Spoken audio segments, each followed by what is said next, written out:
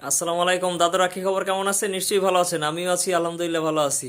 ও দাদুরা, বাইরে কিন্তু এই 2-3 দিন একসে শীত, হ্যাঁ, কুয়াশা, ঠান্ডা, বাইরান যায় না। হ্যাঁ, এই এই যে এখন এখন যে শৈত্যপ্রবাহ শুরু হয়েছে, এখন কিন্তু বাচ্চা যারা আছে এই বাচ্চাগো আর যারা বয়স্ক মুরব্বী হ্যাঁ একটু দেখে শুনে রাখতে হইবে। কে?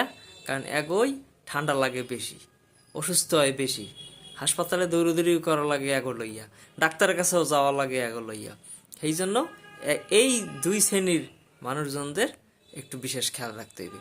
অন্যান্য সবাইরও খেয়াল রাখতে হইবে, এটা ঠিক আছে, কিন্তু এই বাচ্চা আর বয়স্ক এদেরকে একটু বেশি খেয়াল রাখতে হইবে। অন্য কিছু মনে করা যাইবে না, সবাইরই খেয়াল রাখতে হইবে, ঠিক আছে? কারণ এরা কিন্তু অনেক সময় বলতে পারে, হ্যাঁ, কিন্তু বুঝাইতে পারে না, আবার অনেক সময় বুঝাইতে পারে, বলতে পারে না। সেই জন্য ধন্যবাদ, ভালো থাকবেন, আল্লাহ হাফেজ।